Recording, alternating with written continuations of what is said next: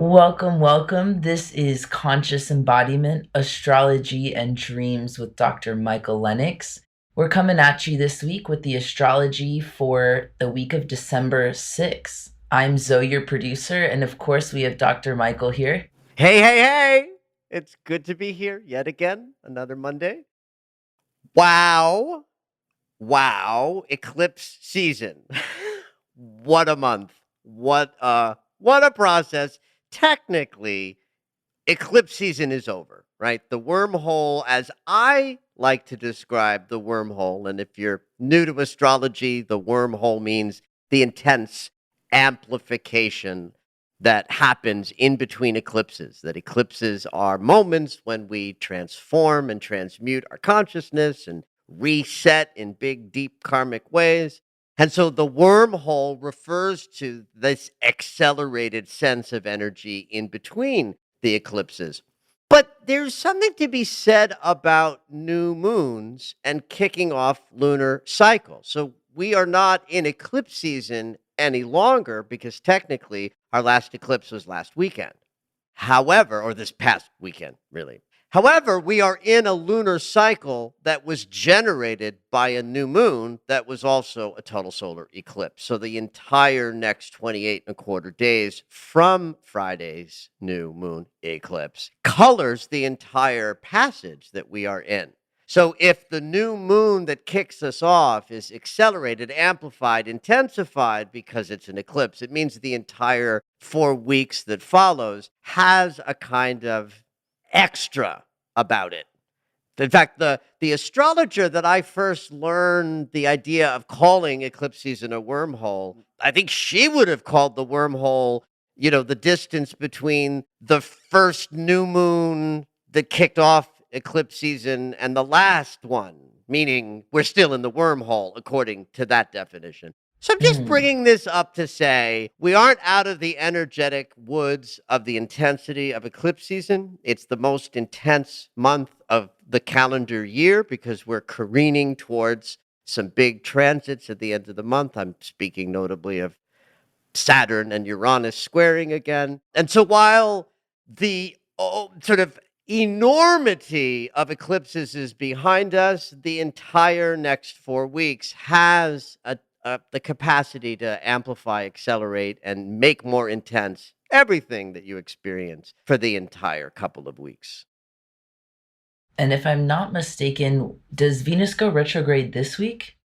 Well, Venus goes retrograde next week on the 19th. But I'm so glad you brought this up, Zoe, because Venus is really the subject of today's podcast. I really just want to talk all about Venus because though she doesn't go retrograde till next week, and so we will be talking about her next week as well, and probably a little bit every week for the next couple of months. She is in her shadow, meaning she's in that territory where she's covering tracks she'll go over twice before we're done with her in the spring of next year. And this week happens to be intense about consciousness of love and visiting the shadow. Thank you, Pluto. So that we can have a deep transformation about how we give and receive love. It's going to be a deep and powerful Venus retrograde cycle. And so I wanted to take advantage of today's episode to teach about retrogrades, Venus retrogrades, and kind of come at this from a more rudimentary level for our listeners out there to whom astrology is new and you're in learning mode. Have a seat, relax, grab your tea or your kombucha, and receive a little teaching about what a Venus retrograde is. So all planets appear to go retrograde from our perspective. That's because retrograde motion is an optical illusion that needs a couple of things in place to play out. One is there needs to be two bodies in space. They both have to be moving, and they have to be moving at different speeds. So, from our perspective on Earth, we are one of those bodies. We are always the perspective body. And though we cannot feel this so much, I mean, I can feel it because I feel motion sick from the movement of the Earth. We aren't really aware of our movement. So, we are looking up at other moving bodies and recognizing periodically they literally look like they slow down, they stop, they begin to move backwards, and we call that retrograde motion, or rather, physics calls that retrograde motion, and we have an archetypal interpretation of that through the lens of astrology. If you've been listening to me for a little while, you know that I'm only really interested in retrograde cycles when it's the personal planets that are going retrograde. Mars, Venus, and of course, Mercury, who does it with such great regularity. Social planets go retrograde, outer planets go retrograde. A lot of memes out there would suggest that those retrogrades are far more significant than this astrologer feels that they are. Talk about that periodically. But understand that if I think that social planet and outer planet retrogrades don't merit much attention, I would say that the personal planet retrogrades merit every ounce of attention that we can cast upon it. Because the value of what a retrograde, a personal planet going retrograde, what it offers us is so profound. Why personal planet retrogrades are profound are because the personal planets reflect each one of us as individuals. And if Mercury is going retrograde, and Mercury is the personal planet of thinking and communication, that means that every single human being on the planet, when Mercury goes retrograde, is having an experience of their thoughts and their communication processes being addressed through a visit to the unconscious. I speak of Mercury first because it's such a familiar idea. Oh, Mercury's retrograde again, because Mercury's retrogrades happen with such great regularity. Venus and Mars don't have the same kind of regularity, although they both will go retrograde on average about every 2 years. The Venus retrograde we're about to go in is not common since it's every couple years. Right. It's certainly compared to Mercury in its absolutely, like it's like clockwork. Every 88 days for 22 of those days, bam, Mercury's going to go retrograde. Venus does it about every 2 to 3 years. And something that is interesting about this Venus retrograde is the last one was last May and June. That's a very short period of time between retrogrades. There would be geometrical explanations for that are pure astronomy in action. But what I like to do, of course, is anthropomorphize the sense of it. It's like Venus, the planet of love, knows that we need so much help with love. Yes. She's like, you know what? Let's do that again. Let's drop into the inner recesses again and help these MFs get a little bit better at giving and receiving of love. So that there is it's not rare exactly, but it is interesting to me that at a time when change and instability and real challenge with being, humans in bodies is running rampant on the earth, that Venus is going to go retrograde so quickly, twice in a row like that.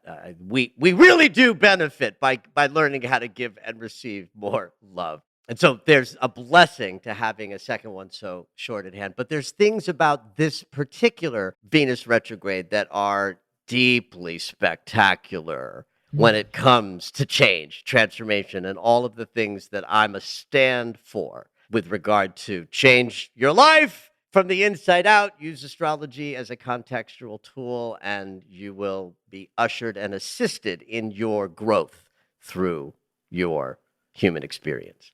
When I was listening to you talk last week, and then now that you're bringing it up again, it reminds me of that Stevie Wonder song, Love's in need of love today. Yes! Yes! That just like plays in my mind thinking about this I topic. love it. That will be our theme for Venus's retrograde in Capricorn.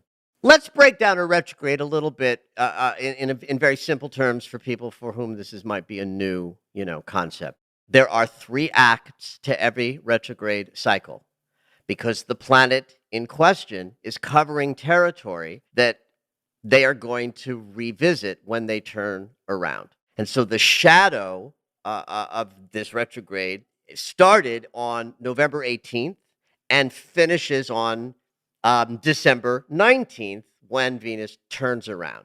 So that means that the territory that Venus started at in the 3rd week in November and everything she touched energetically, which means every emotional intimacy or relational experience you've had since November 18th through December 19th will indicate what are the issues about love, intimacy. And I always have to mention finances when Venus is in the room because money is a Venus invention. And so finances, your fears of financial insecurity are up for review in a Venus retrograde.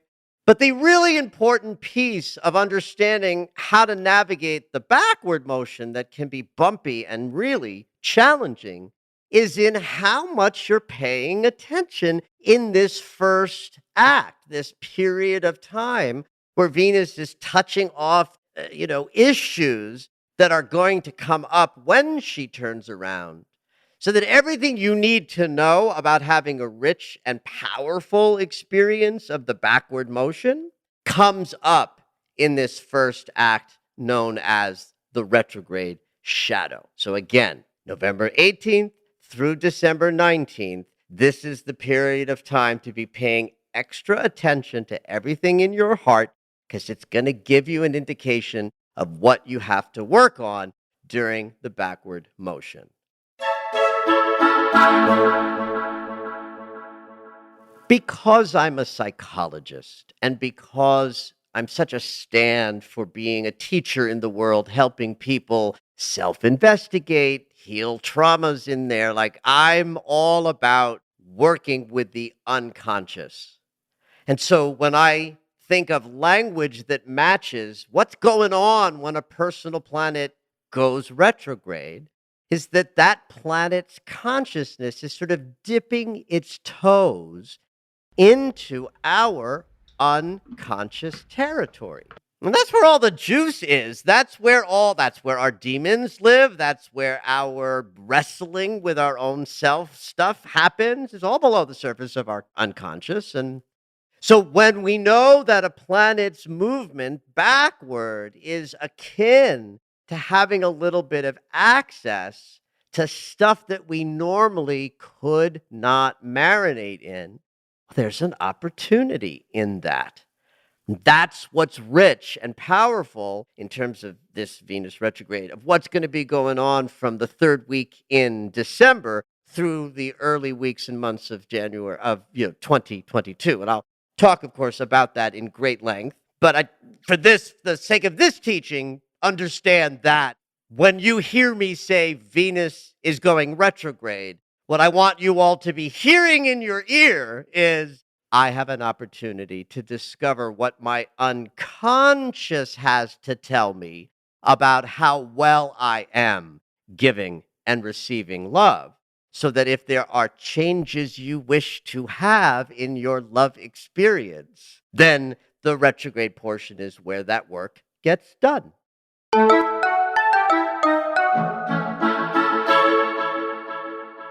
Of course, there's the 3rd act of wrapping up, and that happens next year when Venus turns direct again, which I think happens in February, but don't hold me to it because I ain't looking at the notes at the moment. Anyway, and that's material that we'll deal with, when we get there. But again, for the sake of teaching the simplicity of a retrograde structure, first act shadow, we get to see what's going to come up. After December 19th, we start diving into what did come up. And then when Venus turns direct, we'll have a couple of weeks to wrap up all we learned and moved through. So let's talk a little bit about where Venus is in the sky, who she's making some hellos to right about now, and what that will mean for the cycle itself in an aggregate. Venus is in Capricorn for this retrograde. Capricorn is the earth sign that's ruled by Saturn. So Saturn, the teacher and the responsibility dude, the taskmaster, is also the consciousness through which we create structure. In this case, I think I want to make a connection between the structures that Capricorn energy sort of embodies and beliefs we have about love and intimacy. Like if you have a belief about love or men or women or others or partners or sex or what relationship is, all of these beliefs you might have about what love ought to be, those are structures. And they may be abstract and they may be thought-based, but they still are the structures of how you believe in love. And the experience you have of love based on everything you've done in your life, right? The choices that you've made of who to be intimate with, the ways that you be in your love attachment story that connects to your trauma and how you were raised and how your parents and their parents and their parents did love. So all of these ways that we operate through intimacy, they have structure and they can be changed. Traumas can be healed. Fears can be sort of grappled with and pushed through. Moments of terror connected to intimacy can be sort of mitigated by trying it out and see that intimacy won't kill you. Walls can be dissolved. Well, exactly. So if Venus is going to visit the unconscious and help us process something, the fact that she's in the sign of Capricorn tells us that what she's helping us process is how we relate to the love structures we've created. And if there's an opportunity to make a change at this time with how you give and receive love, Venus in that retrograde posture is set up to help and assist in making shifts and changes. In fact, this is maybe a good point to bring up the trope that very often when Venus goes retrograde, exes show up. They'll just show up. You're like, the text will come, be like, damn, why that person text me now? It's like, because Venus is retrograde, right? Oh, wait, you said Venus retrograde. Because doesn't that also happen in Mercury retrograde? Not Am in I the wrong? same... Remember, these are tropes. These are ideas about astrology that may or may not be based on actuality. But we, meaning astrologers, we would never ascribe Mercury retrograde as likely to bring back exes, but connect you to anything that's past related, right? So retrogrades also connect to the past. But with Venus retrograde, it's very literal about who you've loved in the past might come back, probably not to get together again. Maybe for a little extra processing or all of these opportunities that I'm talking about. Nothing better than coming face to face with how you gave and received love in the past to have you have a sense of what has already shifted and changed or what might be ready to be shifted and changed. Like someone might come back and you'd be like, ooh, am I attracted to this? Oh, no, I'm not attracted to this. It's like, oh, right, I was attracted to this. Let's use this moment to dive a little deeper and unhook the attachment or the attraction to the love object who won't really give you what you need. Because if they could have given you what you really needed, they probably wouldn't be an ex. True. Yes. So, if an ex comes back while Venus is retrograde, first and foremost, use it as a barometric sort of experience of like, where am I in this love, storyline, rather than evidence that it's time to hook up again. Although, who knows? Maybe that long lost love coming back could be the very right thing. Don't throw the baby out with the bathwater, but chances are, if an ex comes back during a Venus retrograde, it's for review purposes only.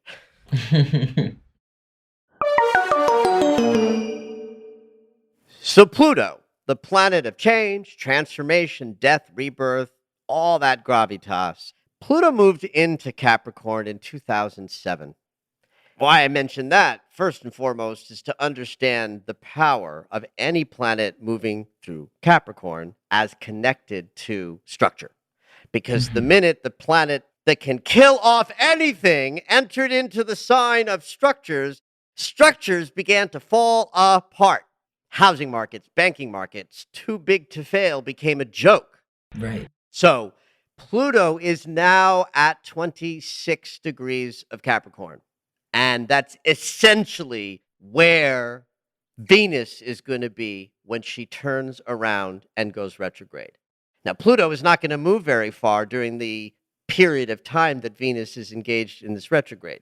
So he's going to be here where he is now at 26 degrees of Capricorn at the beginning of the retrograde.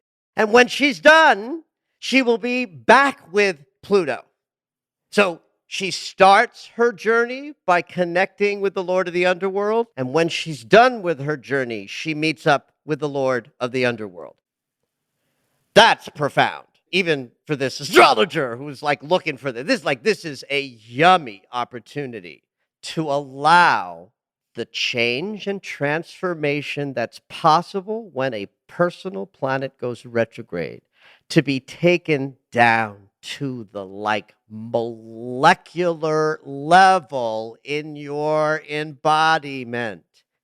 There's been a tremendous amount of healing energy this year, courtesy of Saturn and Chiron holding their sextile, which we talked about in last week's podcast. So we are being delivered to this Venus retrograde after a year's worth of deep and profound healing experiences. And if you're listening to this podcast, that you are one of those people who have been taking advantage of the healing opportunities that this year have offered.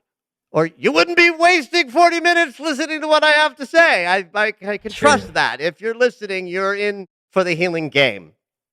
So this coming weekend is the first meeting between Venus and Pluto.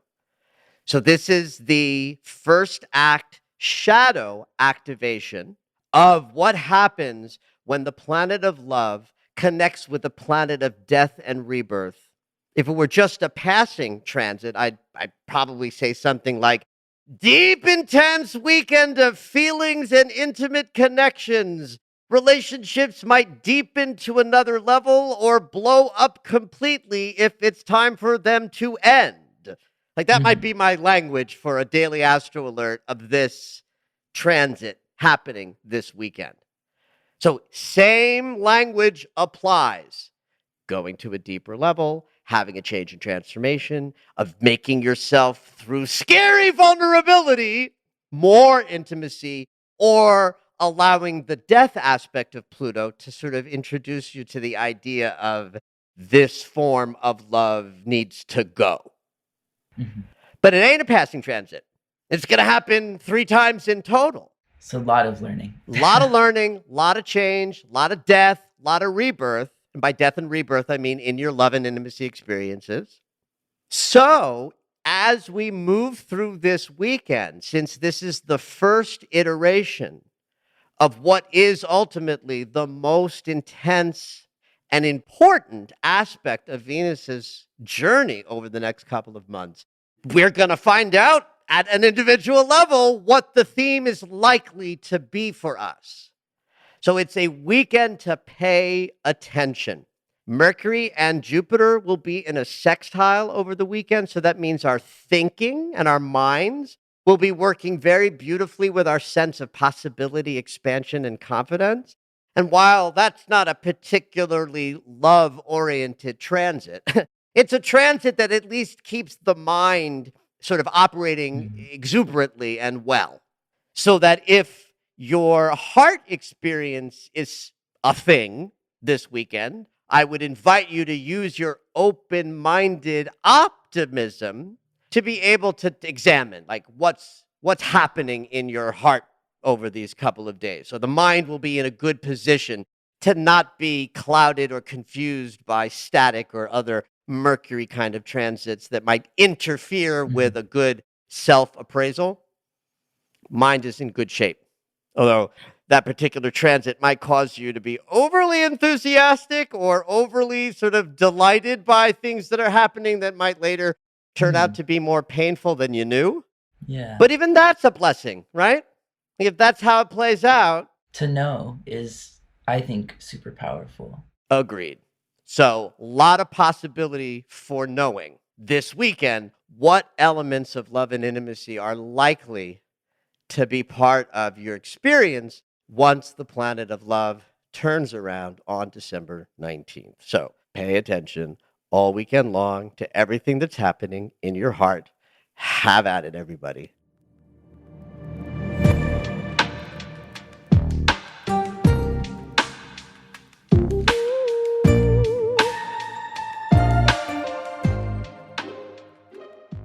All right, it's dream segment time.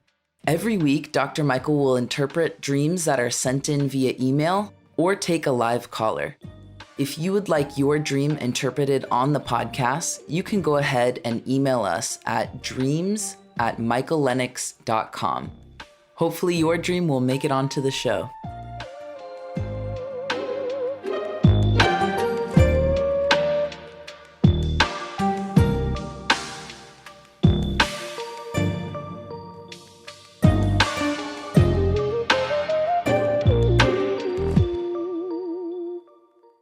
We have an email in dream today from Krista. All right. Here we go. Lay it on me. All right.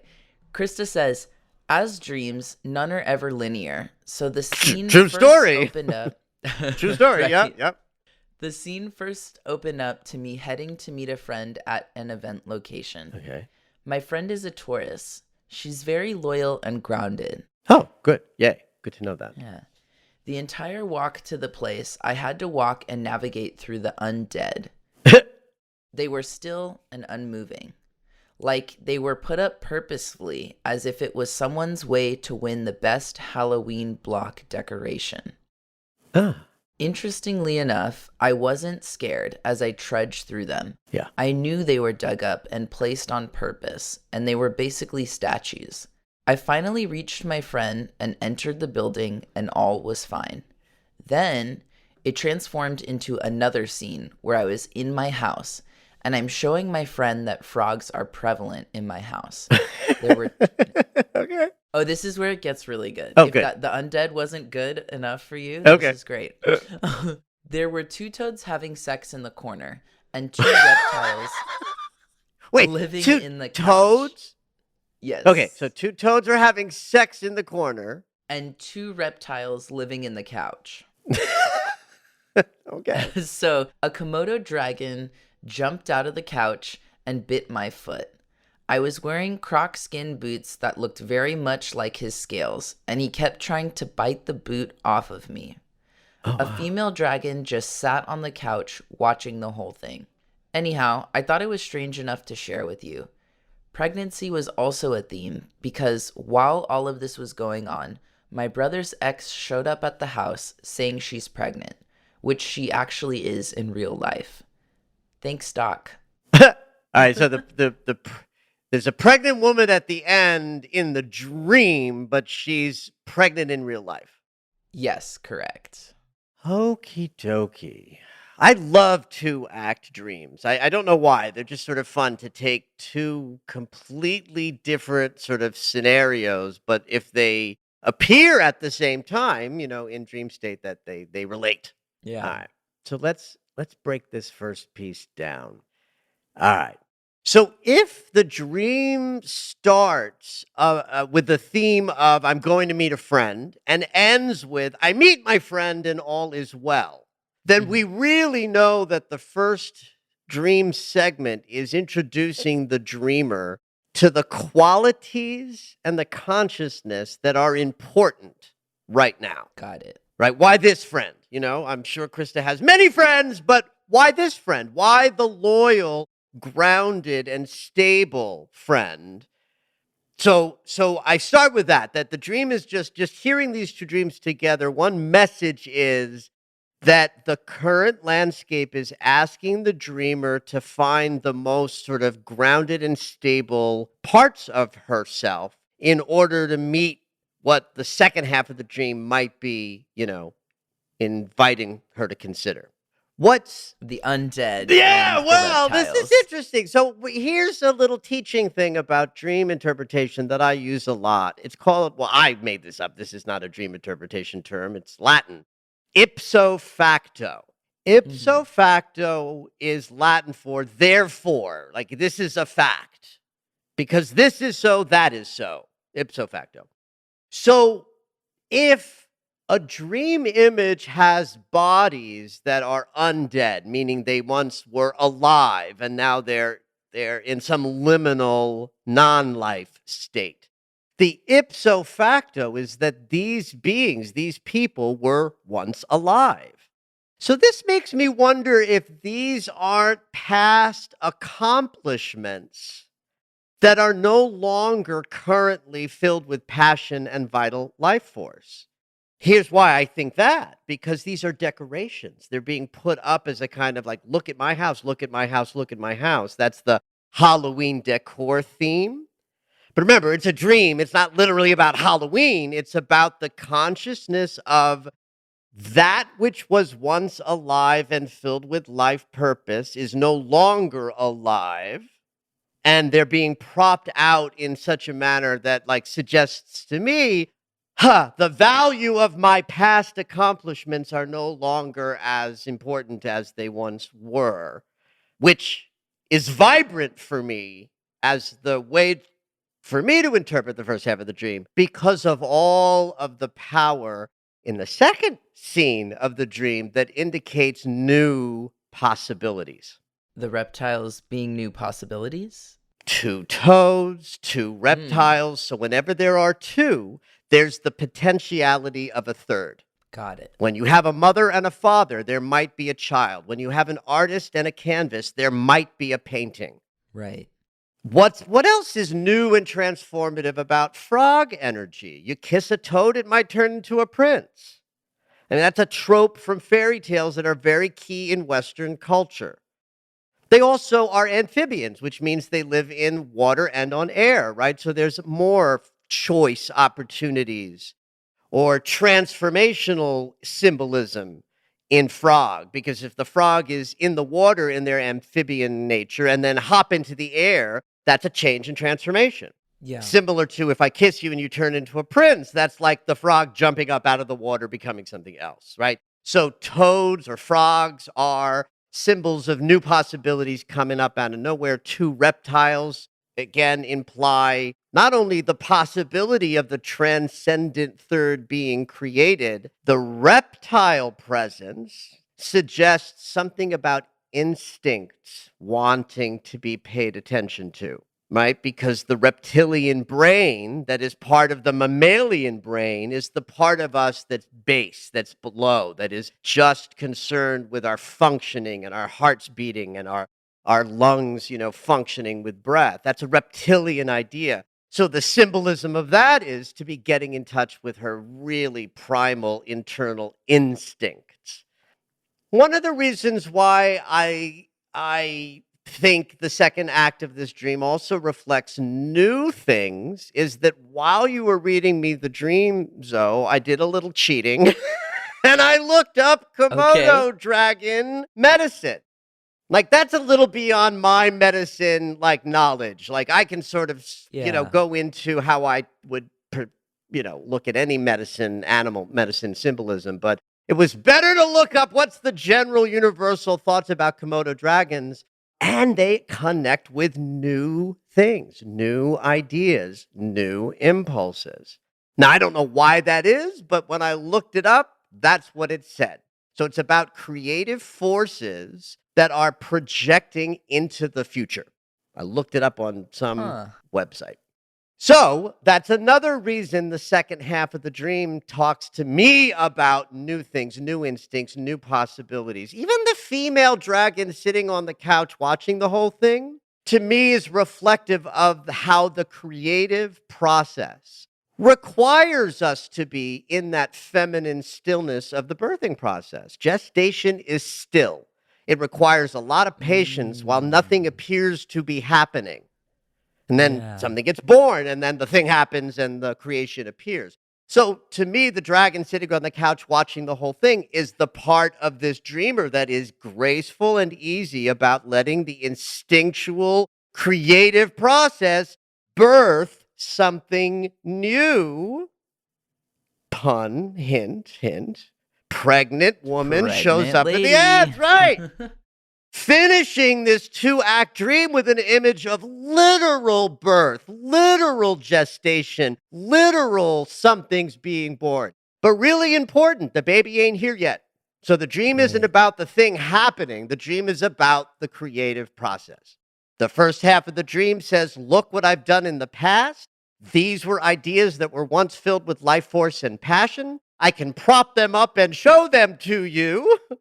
But they aren't what is rich now. And in the second half of the dream, we find out that what is, in fact, rich now hasn't been created yet. It's still being birthed. Wow, that I would love to know what Krista's sitting on here. I feel like Well, she's got something marinating, so good luck with that, Krista. I know who Krista is because she's a client. This is not her first dream into this podcast. And Krista, if you want to write us an email and tell us what you're brewing right now that this dream might be reflecting, let us know, and we will certainly let our listening audience know as well. Thank you for listening to Conscious Embodiment, Astrology and Dreams with Dr. Michael Lennox. You can find us on Apple Music, the iHeartRadio app, and anywhere you find your favorite shows. Head on over to michaellennox.com for information on astrology readings, the daily Astro Alert subscription, upcoming classes, and to join the mailing list.